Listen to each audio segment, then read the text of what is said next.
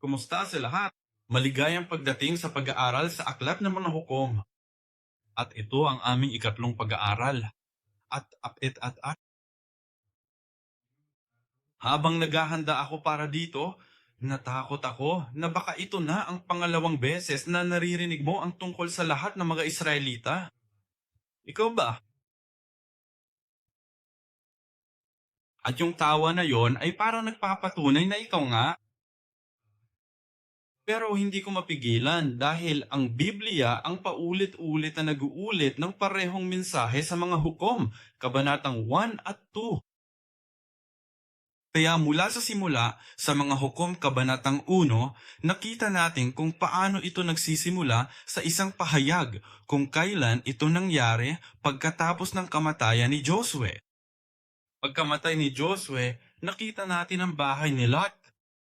At binigyan sila ng Diyos ng kakayahan, binigyan sila ng Diyos ng kapangyarihan, ibinigay sa kanila ng Diyos ang halos mga Kananeo, ang buong tribo sa kanilang mga kamay.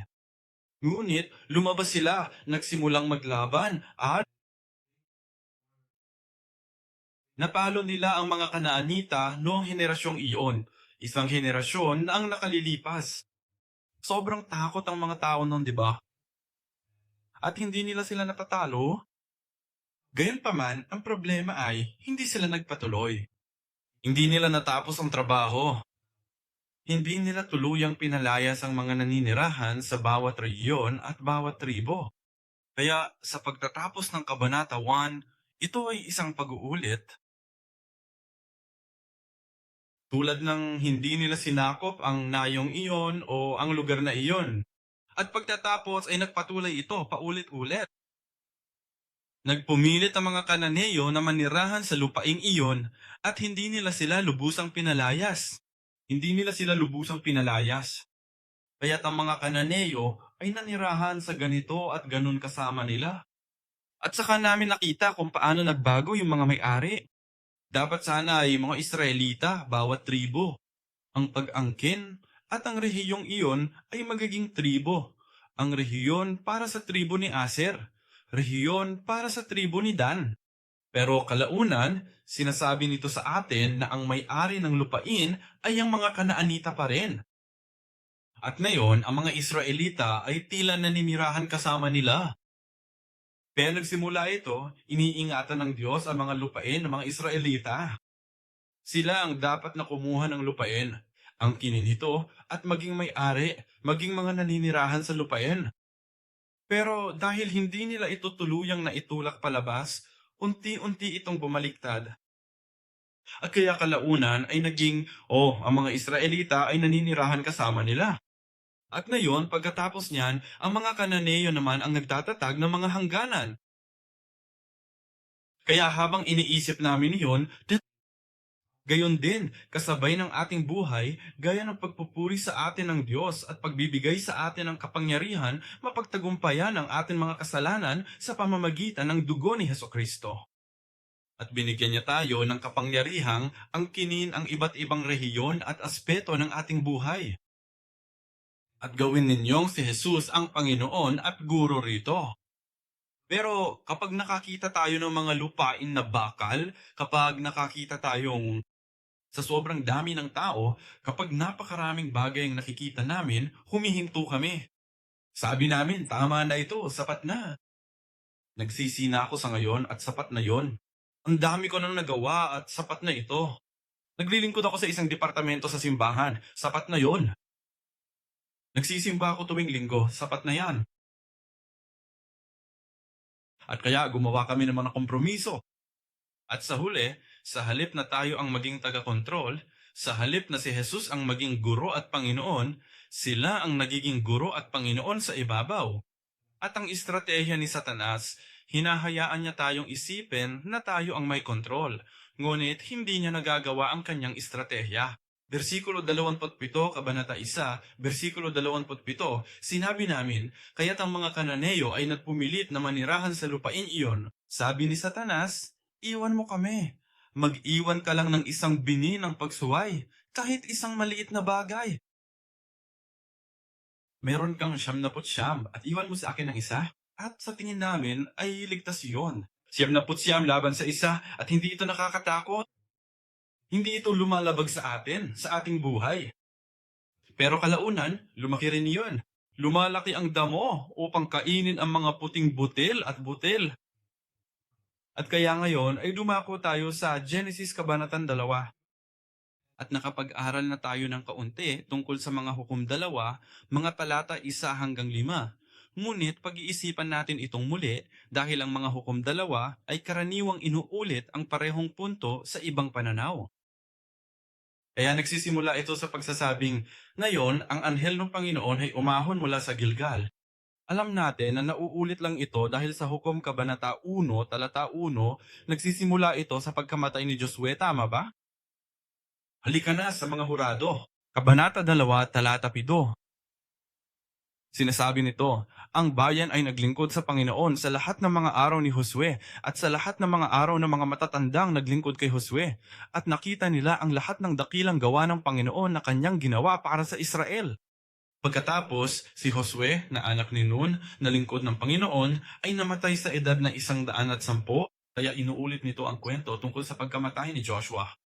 Sa madaling salita, paulit-ulit na binabanggit ng Diyos ang tungkol sa pagbagsak ng mga Israelita at ipinapakita nito sa atin na nagpapahintulot sa atin na suriin ito sa iba't ibang aspeto ay nagbibigay daan sa atin na tingnan ito mula sa iba't ibang anggulo.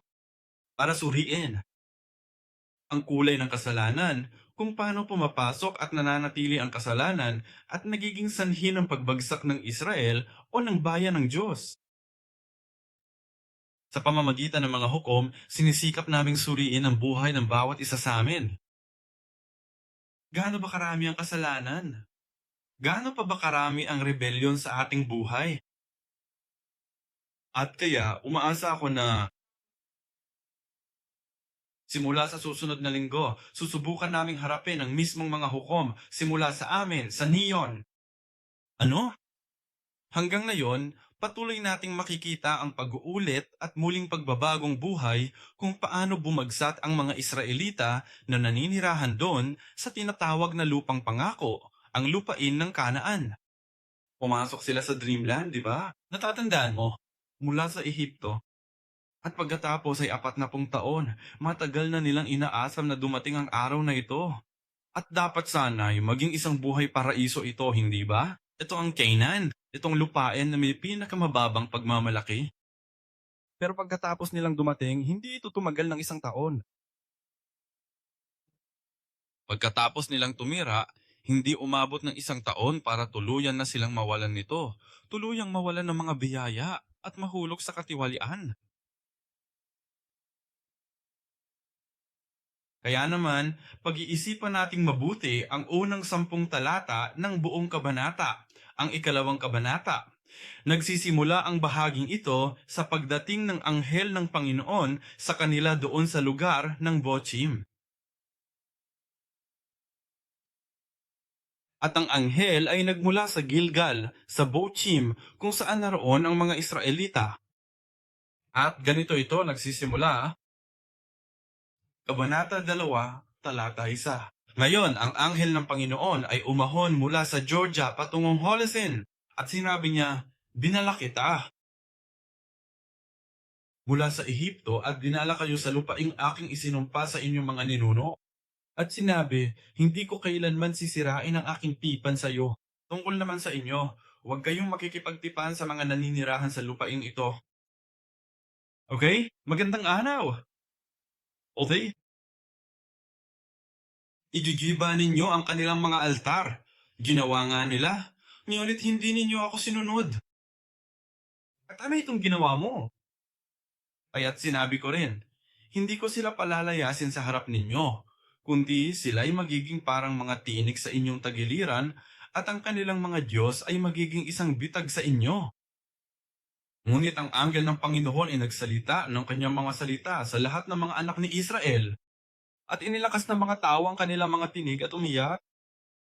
Kaya tinawag nilang Bokim ang lugar na iyon. Ang ibig sabihin ng Bokim ay mga umiiyak.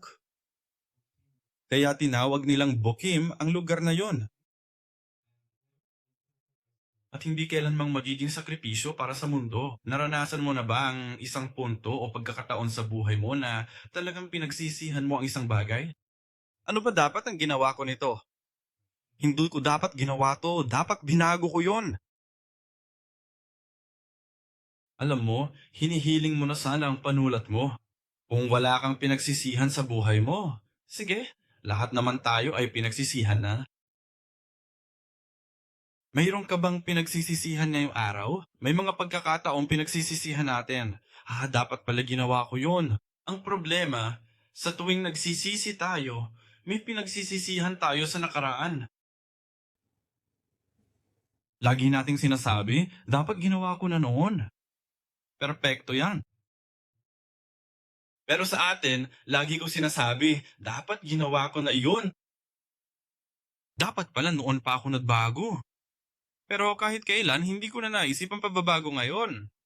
Ang ating buhay at pananampalataya ay tungkol sa kasalukuyan. Palagi tayong nagkakamali o napupunta sa punto na ang mga bagay ay nasa nakaraan eh. At sa pagbabalik tanaw sa nakaraan, masasabi nating, tae. Pero pagkatapos nun, hindi na kami darating. Hindi talaga tayo nito patuloy na pinapatay. Paano kung magbago na yan? Para hindi ka magsisi sa hinaharap. Pero hindi talaga natin talaga naiisip na umupo at baguhin ang kasalukuyang kumparaan ng pag-iisip o pamumuhay. At kaya, sa katuwid, ito ay isang magandang simula o pagpapatuloy ng mga panghihinayang. Dapat nabanggit ko na yan. Balang araw, kailangan nating magbago. Ito ang ginagawa nila Ripo. Dumating ang anghel ng Panginoon at nagsabi, nagsasalita mula sa Diyos, tama ba? Nakipagtipan ako sa inyo. Ibinigay ko sa inyo ang lupaing ito, ngunit hindi niyo ako sinunod. At sa kamakatuwid, ngayong ay hindi ko sila palalayasin para sa iyo. Dapat sana nila mitaboy sila nung tinutulungan sila ng Diyos. Dapat sana'y tapusin nila ng tuluyan ng trabaho, ngunit hindi nila ginawa dahil sa kaginhawaan, dahil sa iba't ibang kompromiso.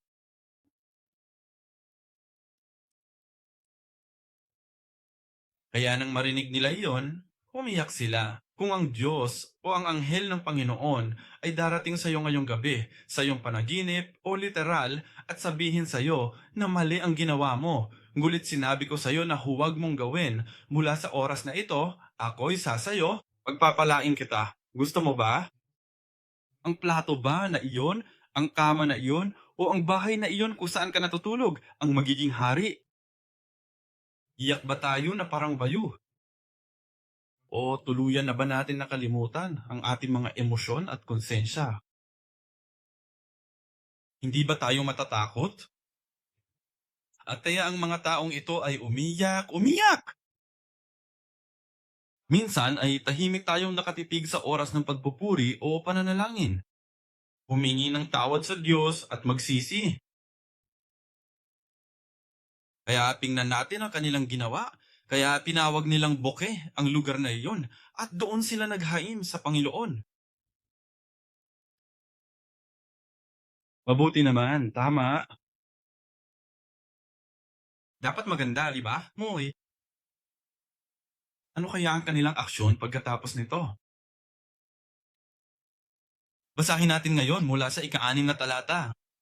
Nang magkagayoy, sinabi ni Joshua at pinauwi ni Joshua ang bayan at ang mga anak ni Israel at ang bawat isa yumaon sa kanyang mana upang ariin ang lupain. Nagpatuloy siya sa pagtalakay tungkol sa pagkamatay ni Josue at sa pagkamatay ng mga matatandang nabuhay pagkatapos ni Josue at ng mga nakaalam ng ginawa ng Panginoon. At versikulo 9, pagkatapos ay inilibing nila siya sa teritoryo ng kanyang mana sa Timnaheres sa maburol na lupain ng Ephraim sa hilaga ng bundok Gash. Ang buong lahi rin naman ay nalakip sa kanilang mga magulang, at may ibang lahing bumangon pagkatapos nila na hindi nakakilala sa Panginoon, ni sa gawa man na kanyang ginawa para sa Israel. Versikulo 11, ginawa ng mga Israelita ang masama sa Panginoon at naglingkod sa mga Baal. Anong silbi ng pag-iyak at pagsasabi ng, I'm sorry. Ang Nendrim Botchips time. Pagkatapos, bumalik sila agad sa kanilang makasalanang buhay.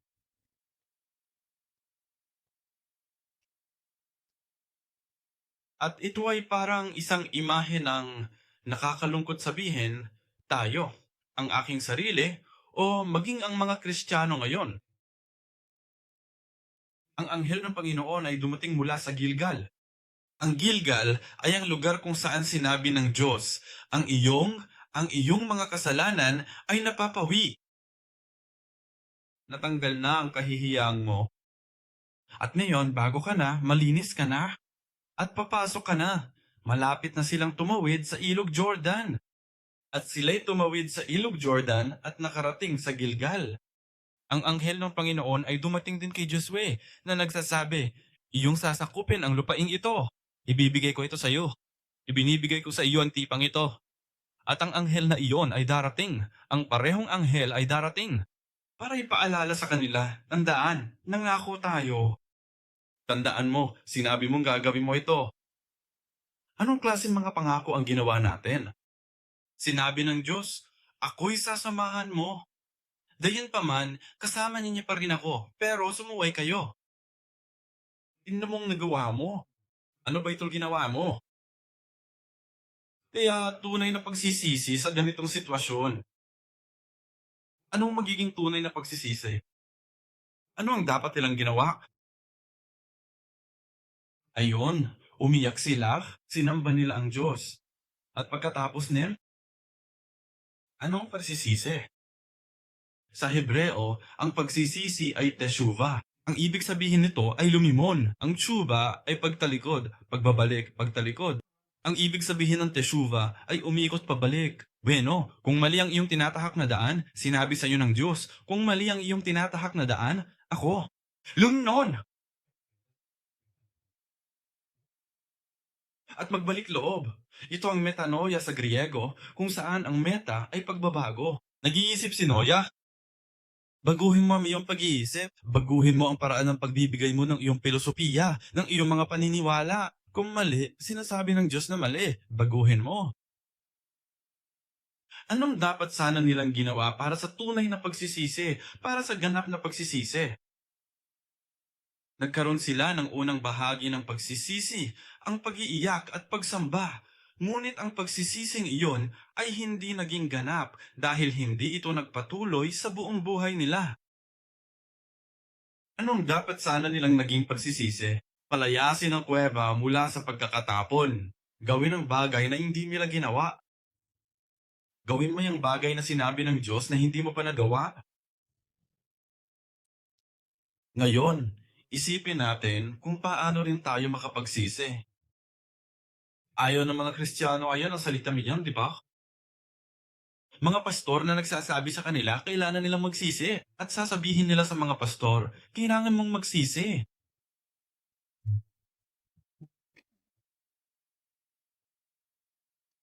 May mga taong taos puso at mapagkumbabang nagsisisi at nagsisimula sa simula at pagwawasto ng mga bagay na hindi nila ginawa ng tama, pagbabago ng kanilang mga iniisip at paraan ng pamumuhay. Ngunit, may iba pang mga taong gumagawa kay Kristo. Nakapagsabi ka na ba ng masama sa isang tao dati? Ang mga anak mo o kahit sino ka pa. At may pagkakataon na pinagalitan ko ang isang tao o isang tao. 50 milya papunta sa mga anak to. At sila'y umiiyak. At naisip ko, okay, at least nararamdaman nila, napagtanto na nila kung ano ang mali nilang ginawa.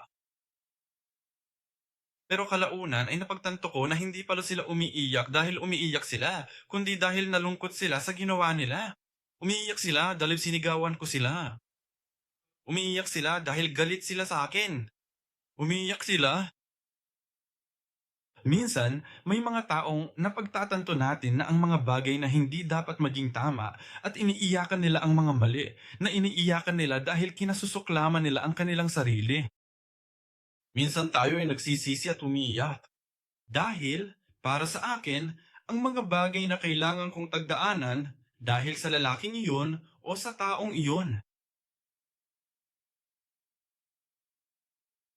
At pangatlo, may mga taong nagsasabing, oo, iyon ang. Ganyan akong klase ng tao. Sino ka sa tingin mo para pagalitan ako? Hindi ako kailanman pinagalitan ng mga magulang ko. Walang tinatawag na pagsisisi sa Diyos. Bawat isa rito ay ginawa ang tama sa kanilang sariling paningin. Ang susi ay ginawa ko ang tama. Ang tanong ay, sa mata nino, sa mata ng Diyos o sa mata mo?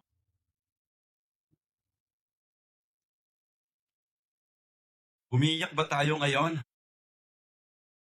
Nagsisisi ba tayo o yun? Kailan nga ba tayo huling nagsisi ng tunay? O sinusubukan ba nating isipin ngayon na tama ang ginagawa ko? At kaya ako nagpapatuloy? Ipinawawalang bahala ba nito ang Diyos na nagsasabi sa akin sa pamamagitan ng aking konsensya o sa pamamagitan ng salita ng Diyos?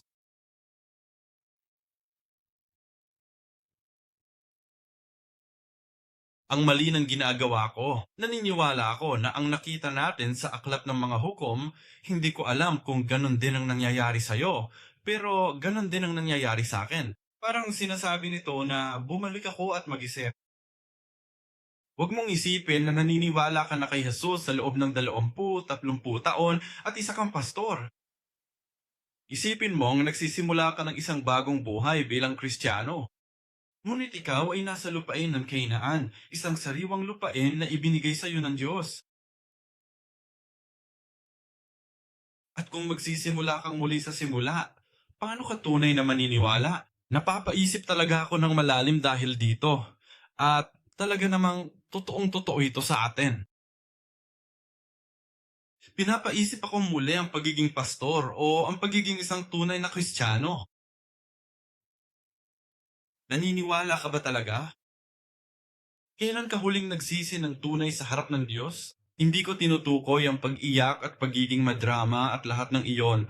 Pero kahit papaano ay napagtanto ko kung ano ang mali kong nagawa at tinalikuran ito. Talagang sinasadya at may malaking pagsisikap na tumalikod dito.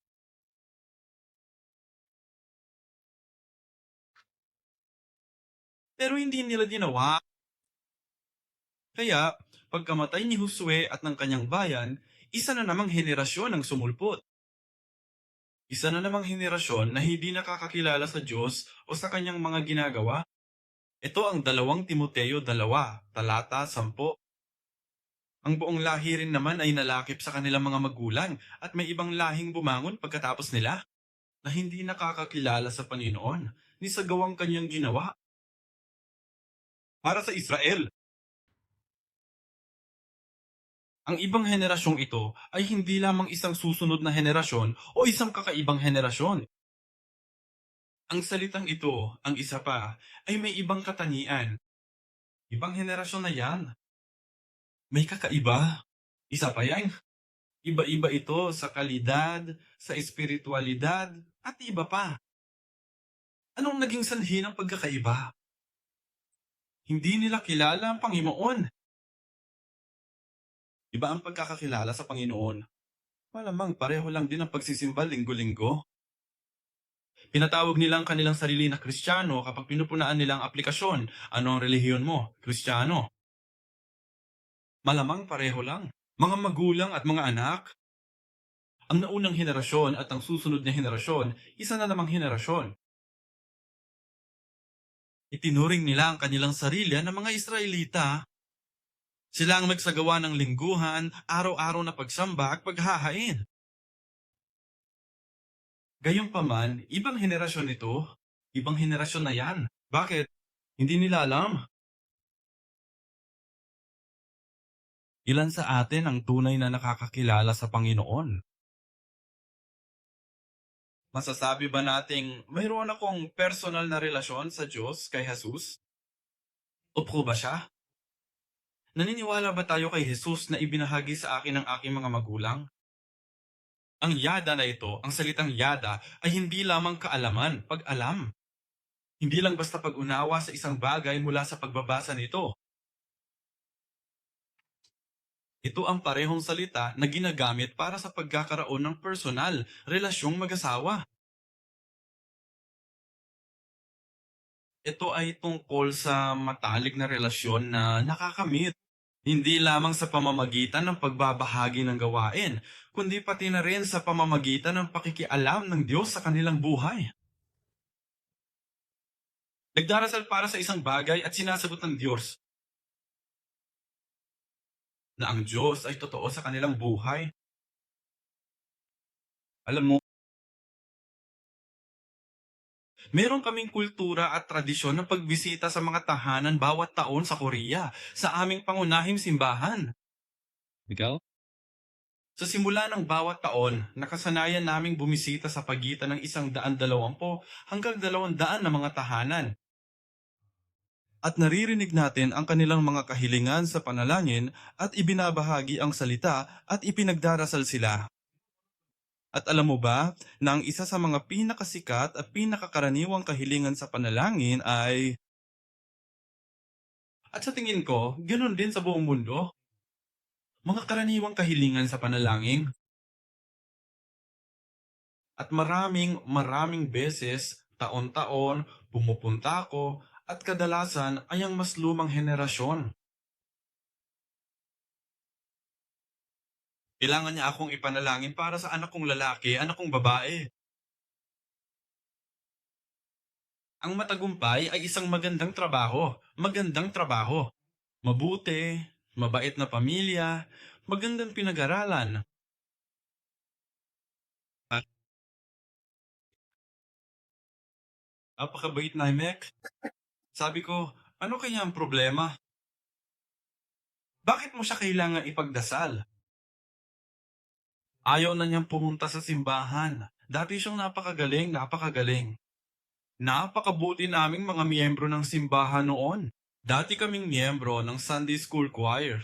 Dati kaming presidente ng grupo ng mga kabataan. Pero ngayon may simbahang multo rito. Gusto.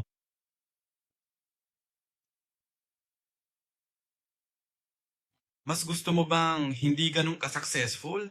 Hindi ganun kagwapo? At hindi ganun ka-good job? Ngayon, hayaan ninyong sabihin ko ito ng ganito. Kayong mga hindi pa kasal, kung mayroon kayong pagpipilian sa pagitan ng dalawang tao, napakatagumpay, magandang kumpanya, kumikita ng humigit kumulang, ewan ko lang, $200,000 US, dolyar kada taon, marami ba yan? Medyo lang naman yon, di ba? Guwapo. Alam mo, Harvard, Oxford, Cambridge, maraming kaibigan, mayamang pamilya, mabait na pinagmulan, at ang taong iyon ang nag-iisang anak sa bahay. Ngunit hindi naniniwala kay Jesus. Kumpara,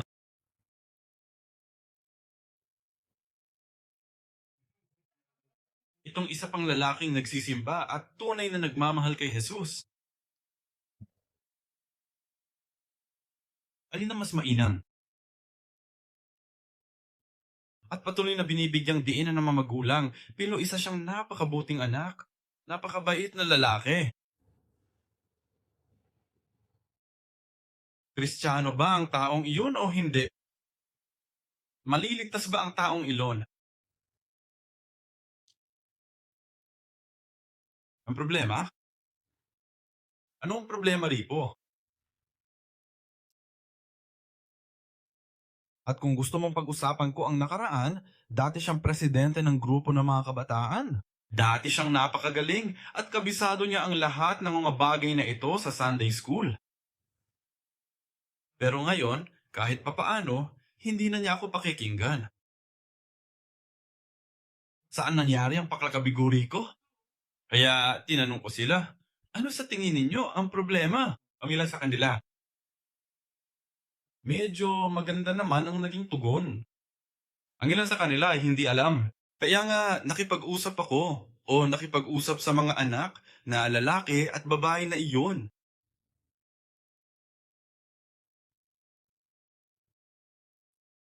At madalas nga nilang sinasabi sa atin, kung ang Kristyanismo, kung naniniwala ka kay Jesus, ang pagiging Kristiyano ay parang sabay na pag-ikot patungo sa buhay. At sabi niya, ayun na ba? Yan ang buong simbahan.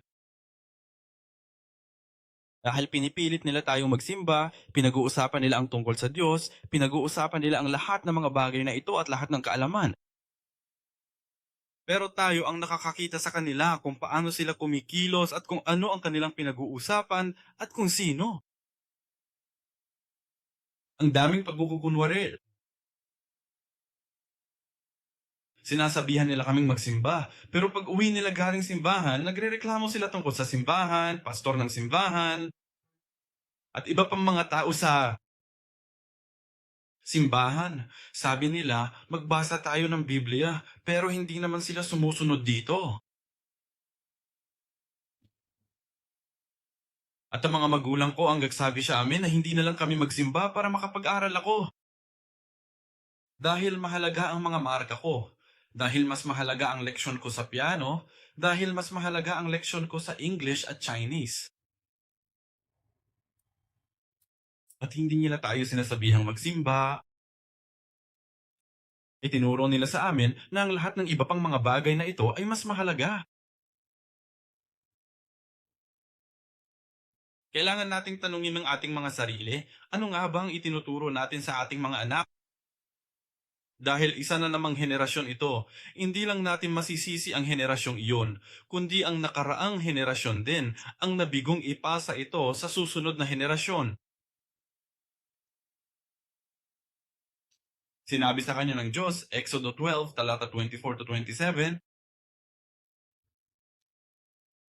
at inyong ipaningilin ang okasyong ito bilang isang tuntunin para sa inyo at sa inyong mga anak magpakailanman. Kapag nakapasok na kayo sa lupaing ibibigay sa inyo ng Panginoon, gaya ng kanyang ipinangako, dapat ninyong ipagdiwang ang ritual na ito. At kapag sinabi sa inyo ng inyong mga anak, ano ang kahulugan ng ritual na ito para sa inyo? Sasabihin ninyo, ito ay hain sa Paskwa para sa Panginoon na dumaan. Ang mga bahay ng mga anak ni Israel sa Ehipto nang saktan niya ang mga Ehipsyo. Sa madaling salita, sinasabi ng Diyos sa mga Israelita, mamaya kapag nakapasok na kayo sa lupain, kailangan ninyo silang turuan at sabihin sa kanila ang tungkol sa aking ginawa, ang gawaing ito ng kaligtasan. Josue 5:9-12 din. Nang magkagayoy, sinabi ng Panginoon kay Josue, ngayoy inalis ko sa inyo ang kadustaan ng Egipto. Kaya't ang pangalan ng lugar na yon ay tinatawag na Gilgal hanggang sa araw na ito. Ang mga anak ni Israel ay nagkampo sa Gilgal. At pagkatapos, sabi ng Diyos, maglagay kayo rito ng mga bato bilang alaala. Deuteronomio, Kabanata 4, mga talata 4 hanggang 9. Dinggin mo, o Israel, ang Panginoon nating Diyos, ang Panginoon ay iisa. Iibigin mo ang Panginoon mong Diyos ng buong puso mo, at ng buong kaluluwa mo, at ng buong lakas mo. Ang mga salitang ito na aking iniutos sa iyo mayon, kaysa sa iyong puso. Ituturo mo ang mga ito ng buong sikap sa iyong mga anak, at pag-uusapan mo ang mga ito pagka ikaw ay nakaupo sa iyong bahay. At pagka ikaw ay lumalakad sa daan, at pagka ikaw ay nahihiga, at pagka ikaw ay bumabangon, patuloy na sinasabi sa kanila ng Diyos, turuan ninyo ang inyong mga anak. Deuteronomio, Kabanata 6, mga bersikulo 20 hanggang 25 din.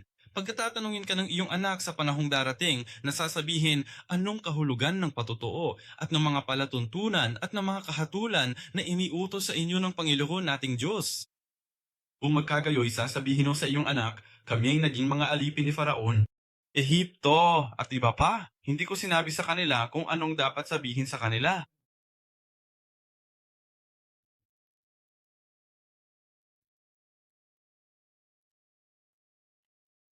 Ngunit tayo, kung at ang pinakamahusay na turo ay ang ipakita sa kanila kung ano ang tunay na buhay Kristiyano.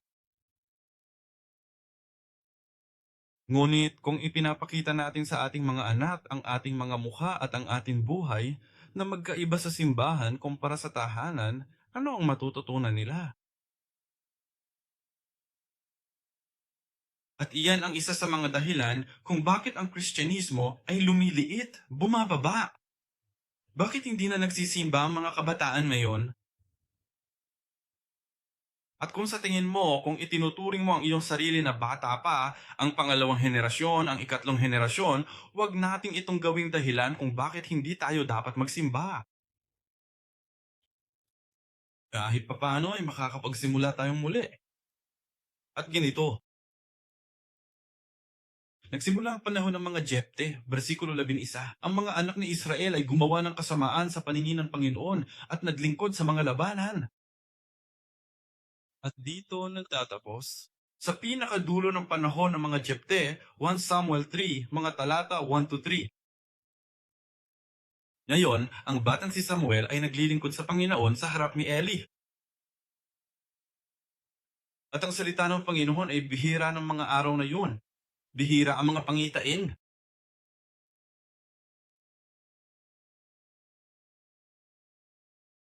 At bilang resulta ng hindi pagkilala sa Diyos, ano ang mangyayari? Alam mo, palaging binibigyang diin ng mga magulang ang katotohanan, mababait na tao ang kanilang mga anak.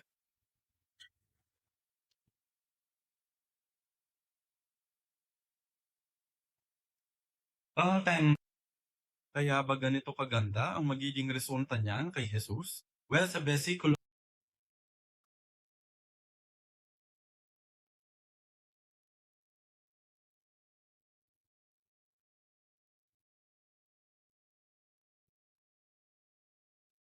12, pwede ko bang simulan sa 2 versikulo? Dahil sa hindi pagkilala sa Diyos, ganito ang nangyayari. At kanilang pinabayaan ng Panginoon, ang Diyos ng kanilang mga magulang, na siyang naglabas sa kanila sa lupain ng Ehipto. Tandaan mo, nakikita mo ba ang pag-uulit? Sinabi sa kanila ng Diyos, kailangan ninyong ituro sa kanila kung paano ka kayo inilabas sa lupain ng Ehipto. Ngunit ito ang mga taong ito, ang ikalawang henerasyon, na hindi kumilala sa Panginoon at tinalikuran ng Diyos na naglabas sa kanila sa lupain ng Ehipto. Nakikita mo ba ang dahilan kung bakit binibigyang diin nito ang Diyos na naglabas sa kanila mula sa daigdig ng mga patay? Iyon ang Diyos na dapat sana'y nakilala nila, ngunit hindi nila siya nakilala, at sa makatuwid ay sumunod sila sa ibang mga Diyos mula sa mga Diyos ng mga taong nasa paligid nila at yumukod sa mga ito. Kaya't kanilang pinukaw ang galit ng Panginoon. Dahil hindi natin nakikilala ang Diyos, dahil hindi tayo naniniwala sa Diyos, hindi tayo maaaring manatiling neutral at maging mabait. Hindi ko sinasabing masasamang tao ang mga hindi naniniwala. Maraming mabubuting tao at mas mabubuting tao pa kaysa sa mga Kristiyano sa maraming pagkakataon. Pero ang tinutukoy ko rito ay ang espiritualidad. May mga nagsasabi, naniniwala ako kay Jesus. Naniniwala ako kay Jesus. Hindi lang talaga ako nagsisimba linggo-linggo. Naniniwala ako kay Jesus, pero yun lang talaga. Naniniwala ako kay Jesus.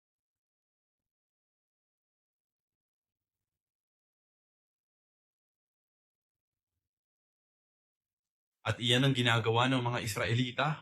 Sabi nila, naniniwala kami kay Jesus. At nang dumating ang panahon, nang dumating ang mga kahirapan, kanino sila tumawag? Ang Panginoon. Nagtanong sa Panginoon, dumaing sa Panginoon. Nang maging komportable at madali ang mga bagay-bagay, sino ang kanilang sinamba? Talaga? Kaya sinubukan nilang makuha ang pareho. Napakaraming bagay, naniniwala sila sa Diyos. Sa panahon ng kadipitan, lumalapit ako sa Panginoon. Kaya maaari akong maging isang Israelita. Naniniwala ako sa Diyos na makapangyarihan sa lahat. Pero kapag may magagandang pagkakataon o kapag hindi ko na kailangang umiyak sa Kanya, pagkatapos ay pupunta ako sa ibang mga bansa, maglilingkod sa mga labanan, at pagkatapos ng lahat, versikulo 13 ngayon, versikulo 12, tatapusin ko na ang pagbabasa. Sumunod ako sa ibang mga Diyos mula sa mga Diyos ng mga bayan na nasa paligid nila at yumukod ako sa mga iyon. Sa gayon ay ginagalit nila ang Panginoon sa talata 13. Kaya pinalikuran nila ang Panginoon at naglingkod kay Baal at kay Astarot, kay Baal at kay Astarot. Si Baal ay ang Diyos ng bagyo at ulan, at sa makatuwid ay kilala bilang Diyos ng kasaganaan. Si Ashtaroth o Asheroth ay karaniwang kilala bilang kanyang hindi asawa kundi kanyang kapareha, ang Diyos at Diyosa, ang Diyosa ng pertilidad, pagkamayabong, kapwa ng sangkatauhan at ng pagsasaka ng lupain. At kaya ito ay parang mga Diyos ng mag-asawa at ang ginagawa nila ay nagbibigay ng ulan. Nagbibigay si Dal ng ulan at kasaganaan.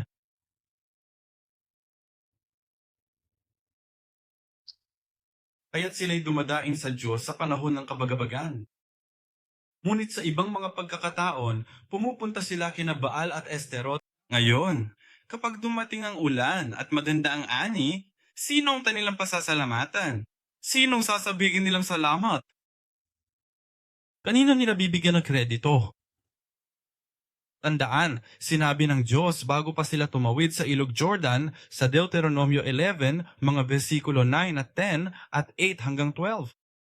Sinabi ng Diyos, ito ay isang lupain kung saan ang tubig ay tubig mula sa tubig na galing sa langit. Bumaba ang tubig mula sa langit. Kaya, sinong nagbibigay ng ulan, kasaganaan at pagkamayabong? Iyan ang Diyos natin sa Biblia, hindi ba? Ngunit, ito ang gustong gawin ni Satanas. Pinagpatong-patong na ito. Gaya ng sabi niya sa Eve, kumain ka na. Ayaw ng Diyos na kumain ka dahil magiging katulad ka ng. Asa, heto, sabi niya, hulaan mo kung sino ang nagbigay sa'yo ng basbas. Kapag tinuturuan natin ang ating mga anak tungkol sa tagumpay, kung ano ang gusto nating maging kalagayan nila, ano yung tinuturo natin sa kanila? Ano ba ang masamang bagay na itinuturo natin sa ating mga anak? Tungkol sa pagiging matagumpay, kailangan mong mag-aral ng mabuti. Kailangan mong makahanap ng magandang trabaho. Kailangan mo ring tumugtog ng instrumento. Kailangan mo pumasok sa isang magandang paaralan. Kailangan mo mag-aral ng mabuti. Mabuti ang mag-aral ng mabuti. Sa huli, kailangan mong malaman ng isip na iyon. Ayan ba ang itinuturo natin sa kanilang? Ano ang kwento ng tagumpay na nakatanim sa kanilang mga ulo, sa kanilang isipan? Sino ang bibigyan ng kredito kapag maayos ang lahat? Kapag maayos ang takbo ng mga bagay-bagay, nabibigyan sila ng kredito sa Valhalla at Ashford Street, Rosas. Kapag lumala ang sitwasyon, ito ay ang Diyos ang nagpaparusa sa kanila para makapag-aral sa isang magandang paaralan at maging isang mabuti at matagumpay na tao. Sino ang kailangan nating hanapin? May nagtuturo ba? Ang inyong lingkod, magiging matagumpay kayo kapag kayo ay talagang nakabangon. Magtatagumpay ka kung taimtim kang mananalangin.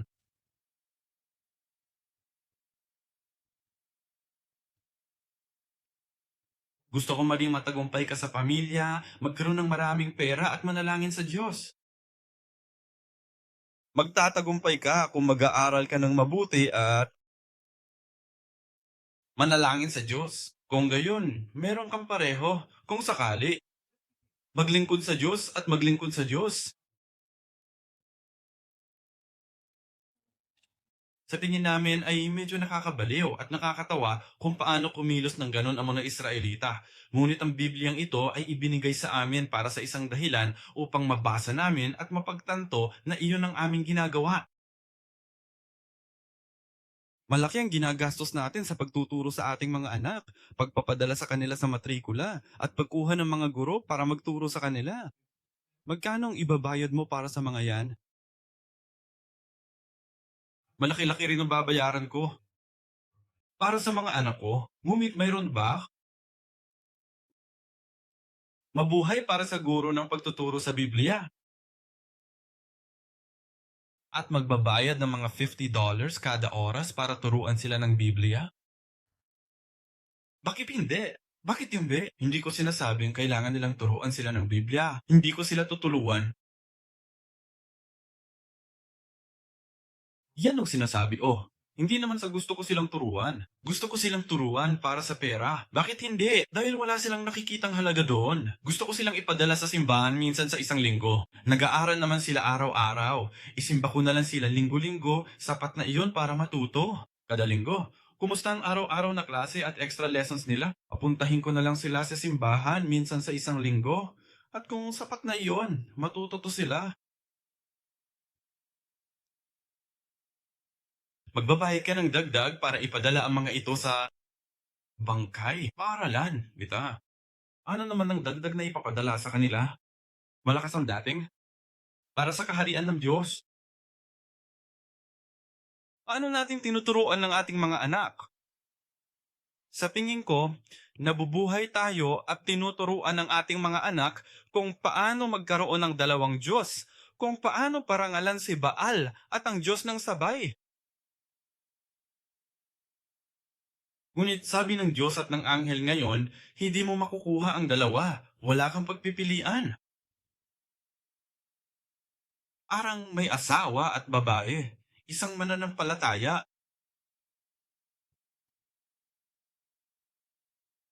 Nananalig kami sa Diyos. Sabi niya, 3 beses na dapa ang Panginoon. At ngayon, basahin natin ang bersikulo.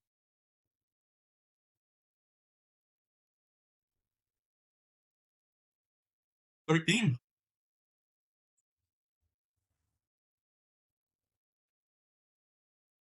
Kaya't tinalikuran nila ang Panginoon at maglingkod kay Baal at kay Astarot. Tinalikuran nila ang Panginoon. Ibig sabihin ay itinapon nila siya. Itinapon siya, itinuring siyang basura. At naglingkod kay Baal at kay Astarot. Parang saksak sa puso ito. Inihain ang salitang iyon. Hulaan mo kung anong salitang iyon. Salitang Hebreyo. Paborito kong salitang Hebreyo, di ba? Abag. Ang mismong bagay na dapat gawin ni Adan sa Hardin ng Eden. Ang mismong bagay na itinuro sa kanila ng Diyos kung ano ang dapat gawin ng mga pari at lebita, ang mga Israelita sa tabernakulo. Abad. At ginagawa nila ang mismong bagay na iyon kina Baal at Esther. Natututo tayo mula sa simbahan. Paano maglingkod sa Diyos? Ngunit ang ating pinaglilingkuran ay nagiging makamundong bagay. Kristiyano ba talaga tayo? Muli, kailangan nating tanungin ang ating mga sarili. Ito ang kabaliktaran ng buhay ni Abraham. Matagal na nating pinag-uusapan at pinag-aaralan ang buhay ni Abraham na hiwalay sa iba. Nabuhay si Abraham upang paghiwalayan makamundong bagay na iyon, ang dalawang Diyos na meron siya, o dalawa. Dalawang dakilang haligi ang taglay niya sa buhay, at ang paghiwalayan ng mga ito at paglingkuran lamang ang Diyos. Ngunit, nung panahon ng mga hukom, pinagsasama-sama nila ito, at naghalo-halo ito na hindi man lang nila mapag-iba. Wala na roon ang pagtatalaga.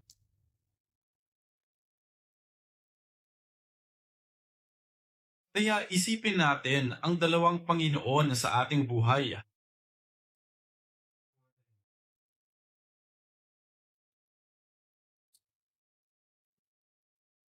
Ngayon, huling babasahin natin ang Mateo 16:22 hanggang 4. Ito ay bilang konklusyon lamang. Gusto ko sanang pwede ko bang yayain si Nick na pumunta rito at maglaro ng magpatugtog ng musika. Babasahin natin ito at hayaan natin gumugol tayo ng ilang minuto para tahimik na mag-isip ating mga sarili, ang iyong sarili. Sino ang ating tunay na Diyos? At sinasabi nating, tulad ng panahon ng mga hukom, sinasabi nating naglilingkod tayo sa Diyos, naniniwala tayo sa Diyos, pumupunta tayo sa bawat paglilingkod, ngunit saan nating ginugugol ang ating oras, pera at pagsisikap? Saan tayo mamumuhunam? Nakakagulat ang Mateo 16:22-24. At ito ay nakagulat kay Peter. Alam natin ito nang sabihin ni Jesus, ako'y magdurusa at ako'y ipapako sa krus. Yan ang sinabi ni Pedro. Dinala siya ni Pedro sa isang tabi at sinimulang pagwikaan. Sinong sumasaway kanino? Sinasaway ni Pedro si Jesus dito dahil sa pagsasabi niyan. At sinabi niya, huwag nawang mangyari, Panginoon. Hindi ito kailanman mangyayari sa iyo. Datapuwat, lumingon siya at sinabi kay Pedro. Si Jesus naman ay lumingon kay Pedro at sinabi, lumayo ka sa akin, Satanas. Kilalang kilala natin ang talatang ito, di ba? Ikaw ay isang katitisuran sa akin sapagkat hindi mo iniisip ang katotohanan ng Diyos, kundi ang katotohanan ng tao. Napapansin mo ba dito? Sinabi sa kanya ng Diyos, Satanas, kapag ikaw ay naging isang Satanas, hindi, kapag inilagay mo ang iyong puso sa mga bagay ni Satanas. Sabi niya, hindi mo iniisip ang katotohanan ng Diyos, kundi ang sa tao. Kapag iniukol natin ang ating mga puso sa kapakanan ng tao, tayo ay nagiging Satanas. Hindi na natin kailangang isipin pa ang interes ni Satanas. Kapag ang interes ng tao ang nagiging Panginoon at pangunahing puwersa ng aking buhay, ako'y nagiging si Satanas. Sa mga salita ni Jesus, masasabi kong Kristiyano pa rin ako, ngulit kung gagawin kong figura ang Diyos at maglilingkod sa ibang mga bagay sa aking pang-araw-araw na buhay, sabi ng Diyos, pinabayaan ninyo ako. Iniwan mo ko? Kaya't ating pag-isipan, lumapit tayo sa Panginoon at pag-isipan, ano ang magagawa ko upang makabalik? Anong magagawa ko para maturuan ng mga anak to? Sa halip na mag-alala lang kung paano sila hindi nagsisimba, anong itinuro ko sa kanila? Ano bang ipinakita ko sa kanila? Hindi ko sinasabing mali ang ginagawa ng lahat. May mga batang dumadaan sa pagdadalaga at pinagdadaanan ng kanilang oras para talagang ayusin at ayusin ang kanilang mga iniisip at sila ay magiging dakila sa sansinuob. Naniniwala ako, lahat tayo dumaan dyan. Hindi naman palaging kasalanan ng mga magulang, pero kasalanan talaga. Makakabuti para sa atin na kahit papano ay pag-isipan ng talong na ito. Bakit isusulat? Nagtatanong ang anghel ng Panginoon, ano itong ginagawa mo? Naglilingkod ka ba sa Diyos? Talaga bang nabubuhay ka para matupad ng Diyos ang kanyang kalooban? O ang interes ba ng tao ang sentro ng iyong isipan? Nakatuon ba ang iyong isip sa kapakanan ng tao? Sabi nila, Diyos ko, tama na ang ginawa naming pagpapalaya sa kanila. Kaya para sa kaginhawahan, para sa ginhawa, kailangan ba talaga nating magdusa at makipaglaban ng husto para lang magmaneho ng tuluyan, para itaboy sila palabas? Hindi makatao minsan. Ni tama.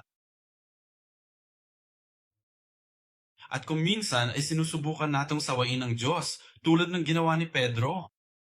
Minsan nakikipagtalo tayo sa Diyos. Sinasabi namin sa kanila kung bakit siya mali, kung bakit kami tama. Tahimik tayong lumapit sa Panginoon. Ipagdasal natin ang ating susunod na henerasyon. Ipanalangin natin ang ating simbahan. Higit sa lahat, hayaan natin. Pinagninilihan natin kung paano ang ideya ng isang tunay na Kristiyano.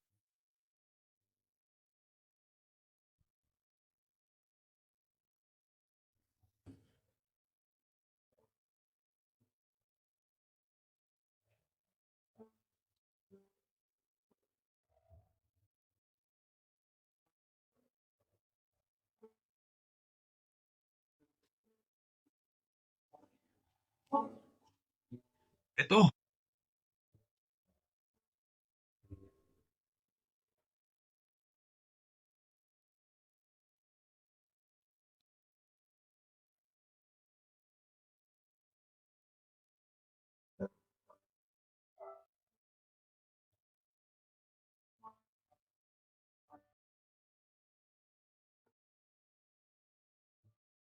sa iyo.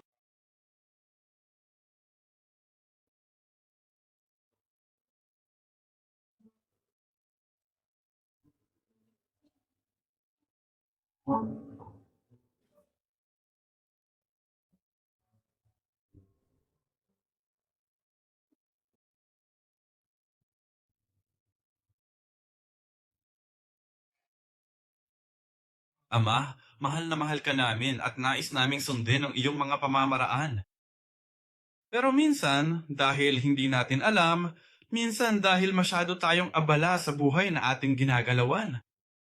Nakalimutan na namin kung nasaan ka, kung sino ka, at hindi na namin alam kung anong ginagawa namin. Bueno, maraming salamat sa pagpapadala sa amin ng anghel na ito mula sa Fricadillo na nagtatanong sa amin, ano ang ginagawa ninyo ngayon?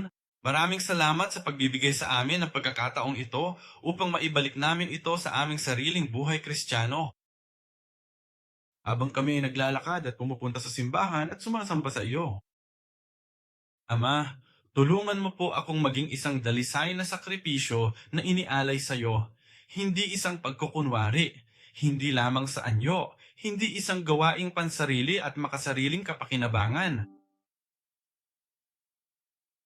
Ama, dalangin namin na ang lahat ng aming pananampalataya, paglilingkod at pagsamba sa iyo ay maging tunay at kalugod-lugod sa iyo, Ama. Ama, napakahina po namin. Napaka-selfish mo. Pero hindi mo pa rin kami tinanggilang. Tinatawag mo pa rin kaming ang anak mo. Kahit na marami na kaming nagawang mali, nandito ka pa rin. Kaya Ama, dalangin namin na pahintulutan mo kaming muling makabangon. Tulutan mo kaming muling magbalik tanaw at tapusin ang gawaing ipinagkaloob mo sa amin. Sa pagpapalayas ng lahat ng kadiliman at pagtalikod sa ating mga kasalanan. Ama, kami ay mahina, ngunit naniniwala kaming malakas ka. At wala kaming magagawa, ngunit naniniwala kami na kapag kasama namin kayo, papayagan ninyo kaming gawin ito. Kaya Ama, isang bagay tulungan mo kaming umasa sa iyo. Tulungan mo kaming itapon ang aming mga bituka at mga abo. Tulungan mo kaming itapon ang aming mga interes na nakakakompromiso. Ngunit tulungan mo kaming umasa sa iyo. Maraming salamat po, Ama, sa iyong biyaya. Taglay ang mga pusong nagpapasalamat. Nais naming ialay sa iyo ang handog na ito. Dalangin namin na tanggapin mo at higit sa lahat, Ama, ang aming mga puso at ang aming pagsisisi. Ang lahat ng ito ay hinihiling namin sa pangalan ng aming Panginoong Hesukristo. Nagpapasalamat kami sa iyo. Amen.